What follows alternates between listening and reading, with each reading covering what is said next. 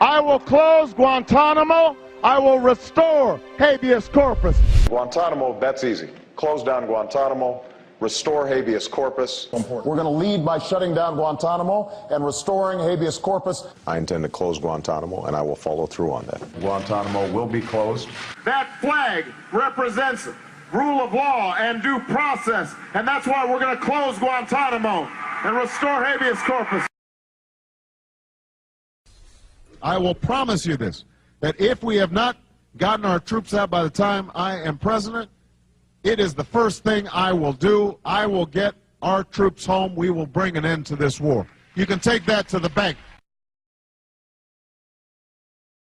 Let me emphasize that we anticipate this transition to take place in a matter of days and not a matter of weeks.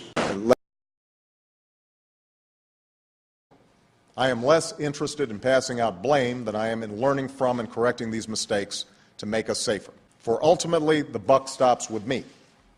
The only measure of my success as president, when people look back 5 years from now or 9 years from now, is going to be, did I get this economy fixed? I love these folks who helped get us in this mess and then suddenly say, well, this is Obama's economy. That's fine. Give it to me. My job is to solve problems, not to stand on the sidelines and carp and gripe. That I will be held accountable. I've got 4 years. You're going to know quickly how people feel about what's happening. That's exactly right. And if I don't have this done in 3 years, then there's going to be a one-term proposition. When I said change we can believe in, I didn't say change we can believe in tomorrow. You had an Arab Spring in the Middle East, and then you had the situation in Europe, and you had a tsunami in Japan. The severe storms all along the East Coast. Because we've got this big, messy, tough democracy. There are still too many Republicans in Congress who have refused to listen to the voices of reason and compromise. These are bills that Congress ran up. But, we've been a little bit lazy, I think, over the last couple.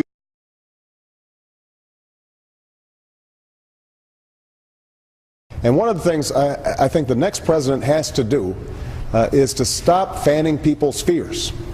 If we spend all our time feeding the American people fear and conflict and division, then they become fearful and conflicted and divided. And if we feed them hope and we feed them reason and tolerance, then they will become tolerant and reasonable and hopeful. And that, I think, is one of the most important things that the next president can do, is try to bring us together and stop trying to fan the flames of division that have become so standard in our politics in Washington. That's the kind of experience, by the way, that we need to put an end to. We don't need the slash and burn, say anything, do anything politics that divides and distracts, that tears us apart instead of bringing us together. Because if you don't have any fresh ideas, then you use stale tactics to scare voters. If you don't have a record to run on, then you paint your opponent as someone people should run from. We don't mind the Republicans joining us. They can come for the ride, but they got to sit in back. And you see folks waving tea bags around. What I believe is that marriage is between a man and a woman. As far as why, what in your religious faith calls you to be against gay marriage? What I believe in my faith is that a man and a woman, when they get married, are performing something before God. I believe that marriage is the union between a man and a woman. Now, for me as a Christian,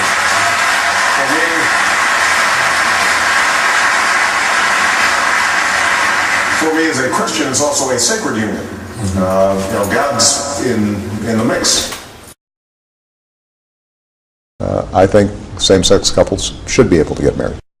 President Obama, 24 hours after making history, he's making money. Did he do it because he thought it was right, or did he do it for political reasons? 67% said political. I'm a proponent of pay-as-you-go. Every dollar that I've proposed an additional cut, so that it matches. And I want to go through the federal budget line by line, page by page. Programs that don't work, we should cut. Programs that we need, we should make them work better. And that's why today I'm pledging to cut the deficit we inherited by half by the end of my first term in office. We are going to ban all earmarks, the process by which individual members insert pet projects.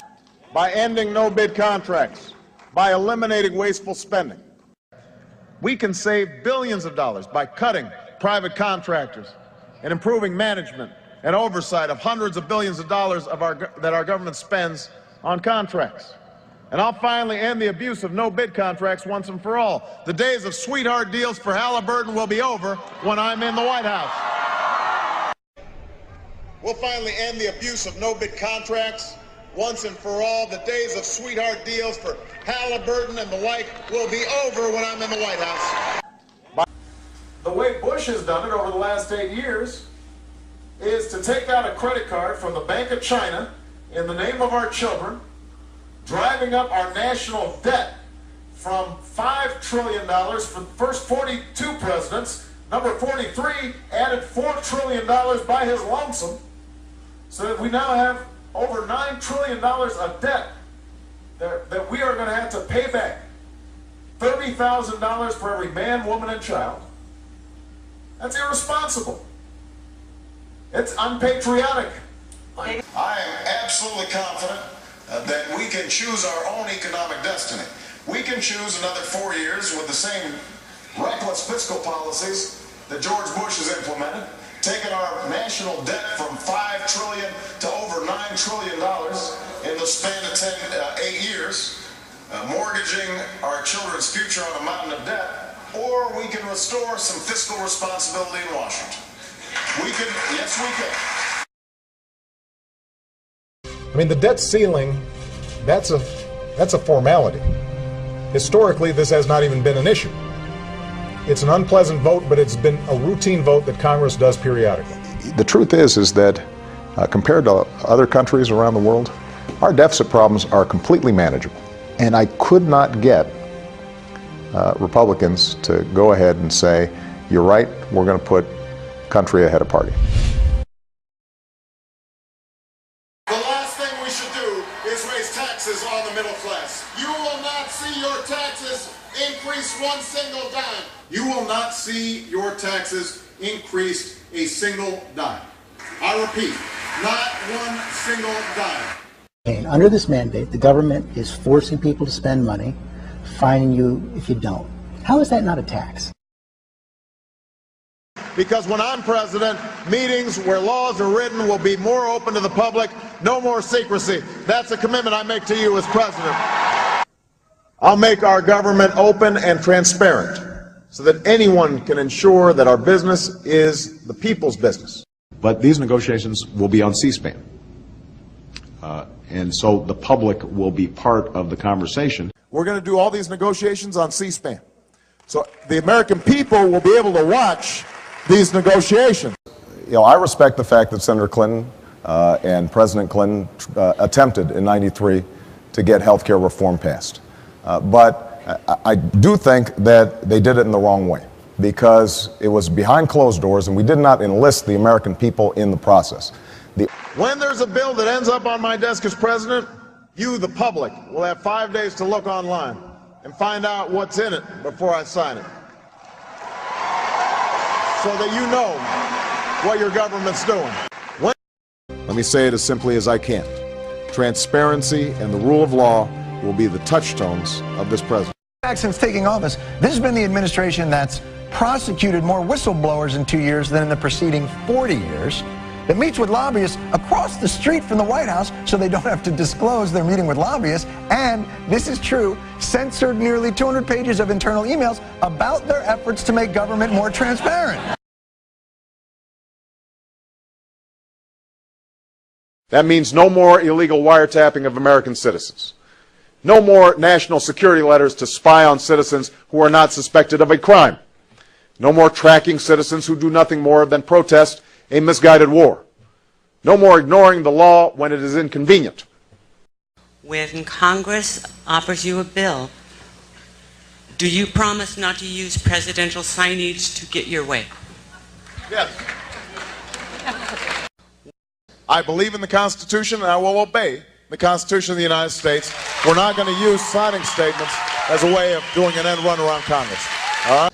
We have a responsibility to act. That's what's happened in Libya over the course of these last 6 weeks. The biggest problems that we're facing right now have to do with George Bush trying to bring more and more power into the executive branch and not go through Congress at all. And that's what I intend to reverse when I'm President of the United States of America. I can't wait for Congress to do its job. So where they won't act, I will. And I've told my administration, we're going to look every single day to figure out what we can do without Congress. What can we do without? They will not work in my White House, and they will not drown out the voices of the American people when I am president. Tell the lobbyists in Washington that their days of setting the agenda are over. They have not funded my campaign. They will not work in my White House. Yes, this weekend, the New York Times published a list of names, a rather long list of names of people who are working on Obama's transition team or who have accepted jobs in his White House, who are either former lobbyists or who have close ties to lobbyists. And that means that no matter how we reform health care, we will keep this promise to the American people. If you like your doctor, you will be able to keep your doctor, period. If you like your health care plan, you'll be able to keep your health care plan, period. No one will take it away, no matter what.